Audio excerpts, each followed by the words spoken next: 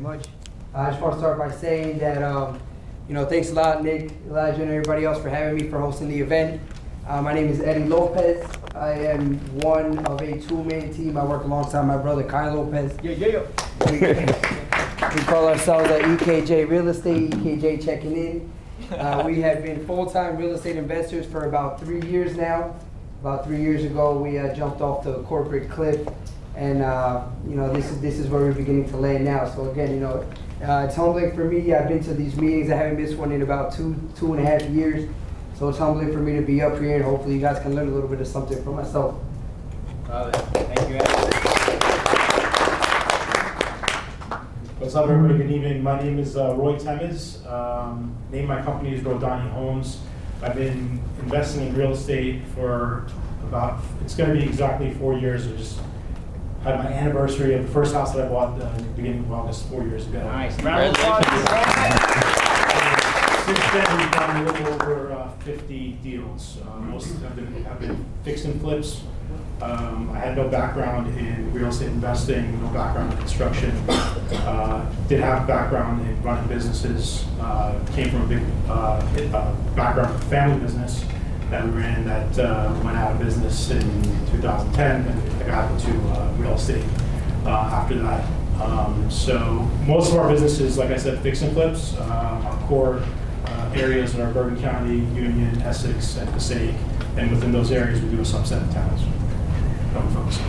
Awesome. Let's give it up for Roy. So there's something I want to highlight real quick. First and foremost, as you guys can see, we have like 3 different speakers, right?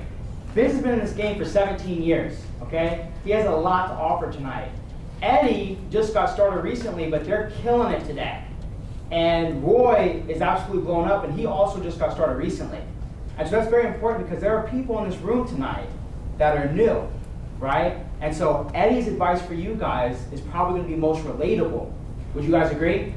Yeah. And then there's some people in the room who are, doing 1 deal a year, or maybe 2 deals a year. And Vince and Roy are really going to be able to chime in for you guys.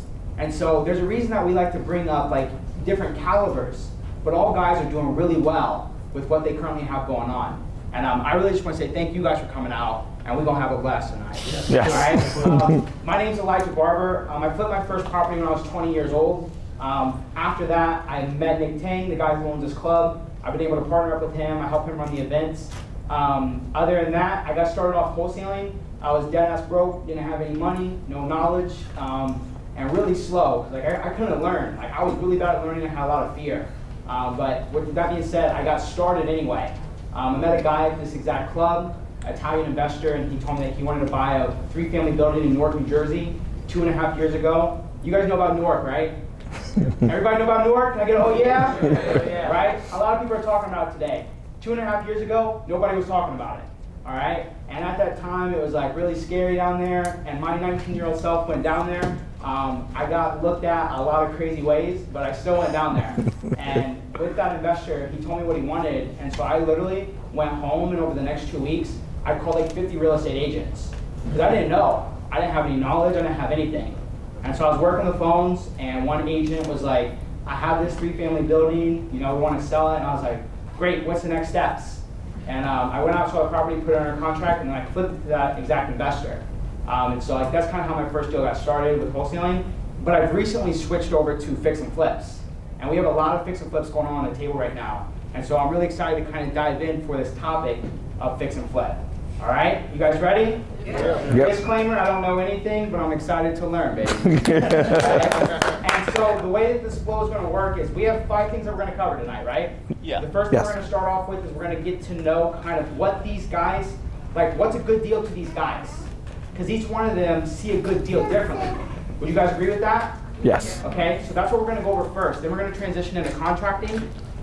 We're going to, I got the flow. So we're going to talk about number 1, where you guys are investing and what's your game there, right? Because some areas are at a level, some areas are just like C neighborhoods changing to like B neighborhoods. So we're getting in at like 65, 70 cents.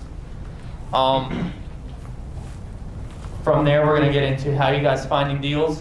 Next to how are you financing them, right? How are you financing them now versus when you first got started? and then contracting, because that's like the biggest risk. Correct. And then like the last one's gonna be like hot take, like what's your best tip for unloading a property quickly? All right. And so we want to let you guys know that because we're going to go over each segment, but keep your questions, because we're going to open up for you guys to ask questions. Keep your questions related to the segment that we're going to go over. But you guys see we're going to go through the whole process, okay? So without any further ado, let's go ahead and get started. Okay, so all right, first question. Where are you investing? Like where are you doing your fix and flips at, and what's your game there? I'm doing most of my deals right now in Union County and Middlesex County. And for me, I actually started in Newark, just like everybody else. But once I made a little bit of money, I decided I wanted to be in a better area. And then me being Union County, or from Union County, I feel more comfortable. And I have so much knowledge being in Union County. Most of the time, I know what the ARV is in those areas. I don't have to call anybody, or I will call a good friend of mine who's a realtor to kind of direct me, because it's like a repeat. After you've done one deal in one area, you know what the values are after a while, and you know how to identify the deals. And that's basically what I'm doing. I'm very comfortable, Union County and Middlesex County, because I know what prices to buy, what prices not to buy. And for me, it's working. And then with the kind of products that I do, I know I will get over asking price for anything that I put out. And I really feel very confident about my brand and the kind of work that I put in. And so in regards to the products, your finished products, are you guys doing like single families or these multi-families, or what kind of properties are they? Right now, I'm mainly doing single families, not really any multi-families anymore. And with the single families, I find them to be a lot easier for me to get done. Yeah. And I feel more comfortable finding a buyer on a single family. Absolutely. And are you doing like full gut rehabs, or these like some of these like not so a lot of rehab? I'm not doing full gut anymore. I used to, not anymore, because the amount of time that it takes to actually do the project. Because like when you're doing that much work, it takes a lot of leg work, a lot of money to actually get it done. I'm kind of staying like mediocre, mediocre but nice, where anything that I have done these days is like more luxury because of the amount of work that I put in. I have a vision, how to make things happen, how when a client walk into one of my house, they know they're gonna fall in love with it. Whether it's a husband, whether it's a wife, it's a girlfriend, they're gonna fall in love with my projects. Love it. Eddie? What's your game today, Eddie? Thank you. So, like I said, so I started attending the meetings probably 2 or 3 years ago, back when the big thing, and it still is for most, multi-units in Newark. But this was back in the time when you can pick up a 3-family shell for anywhere between 85 and maybe 100 grand. So that game has changed a lot now. So when we started, we were really doing bigger flips. They were all 3 units in Newark, Patterson, or Bloomfield. Now, my brother and I, what we've been doing more of recently, and what we're really trying to focus on, is doing single-family stuff. For the simple fact that since we were starting out, we weren't necessarily in the position capital-wise to go ahead and just buy and hold. We just weren't there. And we realized that pretty quickly. So recently what we're doing is we're really focusing on single families in Bergen and Passaic County. We are still 100% excited and willing and ready to get at the full guts. That's actually all that we've done thus far. So anything else will probably be, I'm sure a little bit easier now. Yeah. But we're 100% looking for the full guts in Bergen County. Not only because they're easier, but we find them to be a bit more fulfilling, for lack of a better term. When you're doing the bigger 3-family stuff, you know exactly who's going to buy it, and you pretty much know for the most part what they're going to do with it as well. With this last property, what we did, and we actually just had our open house and were able to get a few offers. What we're doing with the single families now is, like I said, they're just more fulfilling. We know that a family's going to be able to move in. They're going to fall in love with our product the same way they do yours and yours, I'm sure. And they're going to be able to enjoy it and create memories. And it's a little piece of the world that we're making a little bit better. So we feel good about it, and it's been working for us. So that's more where we are right now. We've kind of downgraded from doing the 3-unit buy and hold stuff to now just trying to make single families, bring them back to life. Absolutely, that's awesome. All right, Roy? Yeah, so we do fix and flips in certain markets. We started in Hillside. I'm from Bergen County, and the reason why we started in Union County is because Cheaper? We were able to find cheaper properties there, yeah. Instead of going into a market where it's, 350,000 for, a property that you have to fully redo, we found properties for like $100,000 and we started with those. And now we do between fix and flips and attic levels. We are in different markets where we do just basically interior renovations, and we're in markets, different markets where we have square footage to the house and essentially double the square footage and do attic levels. So we do mostly those, and we're anywhere from Union County to Passaic and Pembroke. As your areas. Okay, cool. Guys, let's open up some questions in regards to areas and kind of the strategy for that area.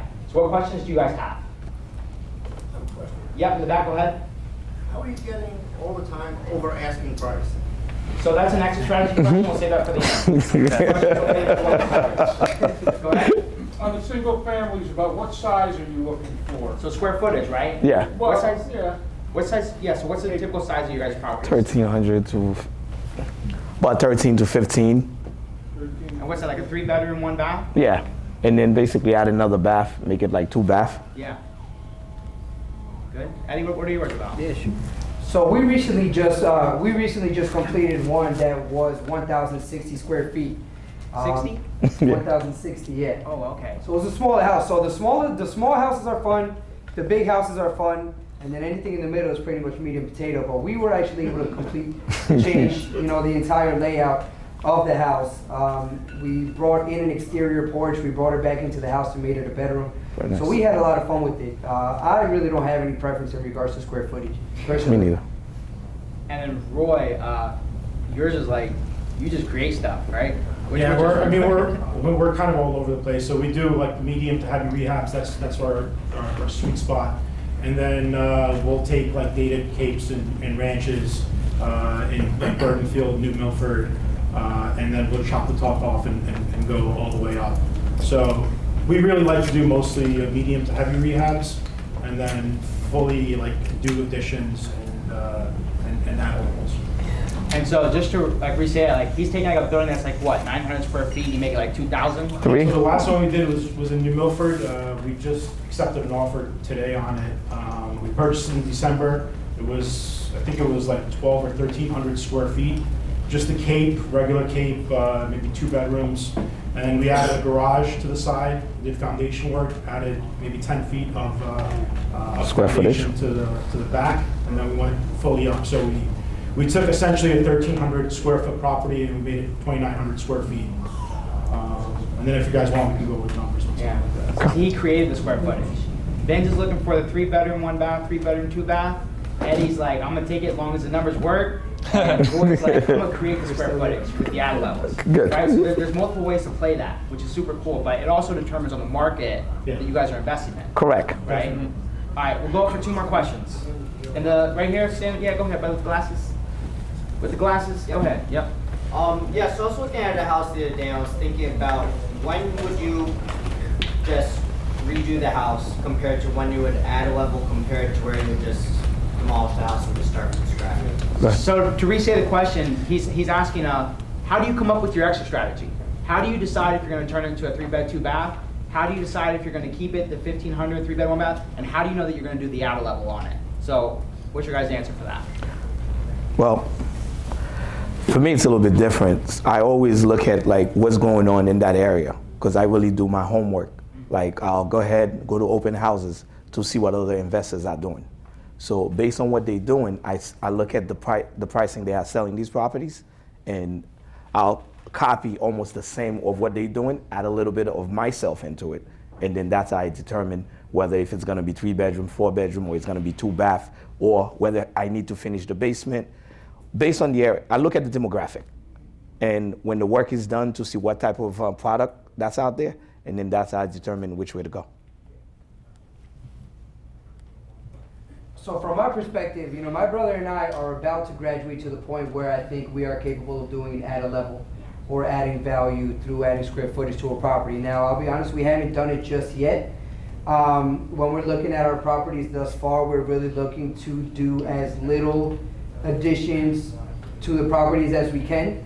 But I mean, I'm sure, you know, where we are now and where our construction team, where we've been able to build it up to now, we're capable, but I can't say that I've done it yet. So we're really looking to just kind of keep the footprint of the house and just do what we can in the interior, get as creative as we can without necessarily trying to build on just yet. Roy? Yeah, so for us, it depends on if we're doing a regular fix and flip or if we're gonna add square footage. It really depends on a few things. The price point that we're getting in, and if the house needs like a complete gut rehab, like the roof is falling down, there's mold everywhere on the walls, everything needs to come out, the mechanical needs to come out, the house needs new electric, new plumbing. We're gonna be ripping everything out anyways, then we might as well go for that higher square footage. And the market has to make sense for it. So certain markets, we don't do it, we don't add square footage, because it's just too expensive to do square footage per price of what you're gonna get in the return. So we know the markets that we want to go after for that extra square footage, the ones that make sense. And then if those other things fall into place, then we do. I will say though, it's a more of an advanced strategy, and I wouldn't recommend it for a beginner. If it's like your first flip, I wouldn't go and do an add a level. I wouldn't even do a full gut rehab. You know? I agree. I started with cosmetic That's rehab, you. we put like $30,000 into. And I don't even know how we got it done for $30,000. To be honest with you, I can't even get anything done for $30,000. Doesn't right exist. now. So, like, if it's your first one, I would go with something a little bit more simple. But that's what we do. That's how we determine it. So all these guys hit on your question, and then we're going to transition. But another way of saying it, and like these guys basically said it, is they really like, so they look into the town, but then they look at what's selling in that town. And so if they're looking, if Roy's looking for Cape Cods in the area, and there's only one Cape Cod that's sold, but then he looks again and he realizes that all these 2,000 square foot colonials, and there's like 30 of those, just by looking at sold properties, that determines what's working in our strategy currently. Like an example I give you is, we have a property in Jersey City Heights right now. Single family building, 1,700 square feet, doesn't need much work at all. ARV on it's like 580,000. We have under contract for 415, okay? The rehab though, if we were to rehab it, would be like 60,000, so the numbers become very tight. In terms of single family comps, there's only like 3 comps. There's actually like 2, and the other one's like 560, okay? But if you look at the 2-family new construction in Jersey City Heights within our neighborhood, there's like 25 new construction 2-families from 1.1 million to 1.25 million. And so if I went into that project thinking that, oh, I'm gonna fix this up, sell as a single family building, based on what these guys are saying, you have to look into the market and figure out like what's selling. And based upon what's selling, like what Vince does, he goes and checks out that property, he looks at it, and then he adds his own little touch to it. Like you do the same stuff. Does that make sense? All right, any questions over that? Any more questions? I think something else they said that's like was really important and might have like went over a couple people's heads is that like they know their games. These guys like know what they're after. They don't like chase every deal, and that's why they can like hang out so many, right? They know like what works for them in that area and what they're gonna stick to. So like as deals come across their desk or whatever, they're able to right away just like disqualify a bunch of deals, pick their own projects. And because they stay tight to what their like what their game is, then they're able to like easily execute and get it done and move on to the next one versus like floundering and trying to do everything and be everything to everyone.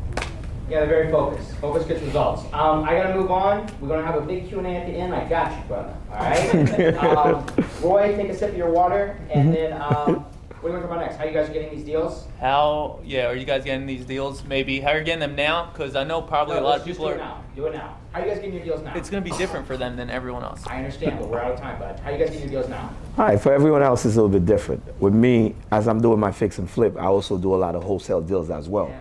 So I do a lot of sheriff sale and I do a lot of auctions, and I also get a lot of deals to a lot of relationship people I have done business with in the past, and constantly, keep getting the same deals. And then I take a lot of risks to find deals in order for it to work. And then my partner here, Naj, was actually, me and her, we have a system that we actually just putting together to get a lot more deals together. So by writing out like letters, doing a lot of stuff. Like, you know, anyone that's going into foreclosure was in default, which is something brand new we're gonna try. But for the past, I would say like the last 2-3 years, most of our deals is coming in from the auctions. Nice. In person or online? In person or online? I used to do a lot of in person. I can no longer afford in person. What does that mean?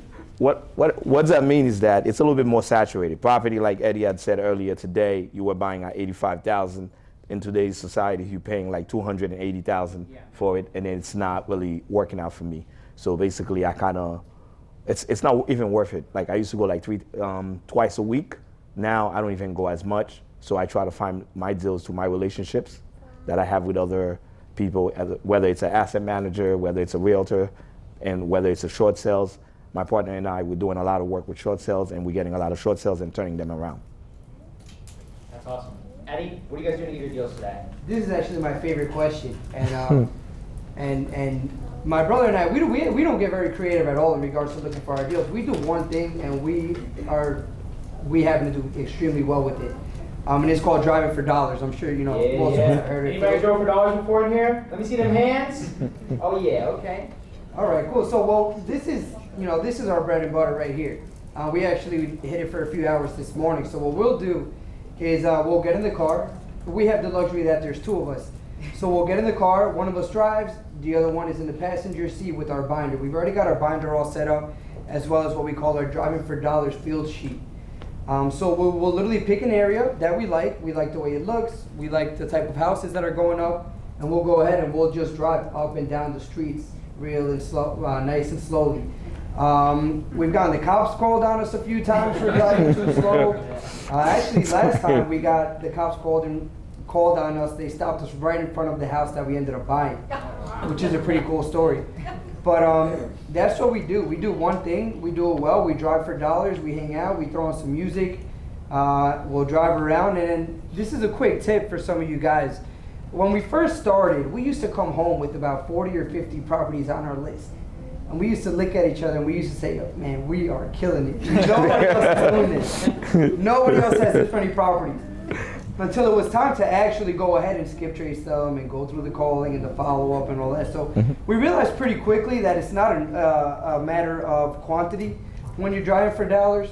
It's really a matter of quality. Now, I think today we were out for maybe 3.5 hours. We came home with 4 properties. But these 4 properties are 100% abandoned.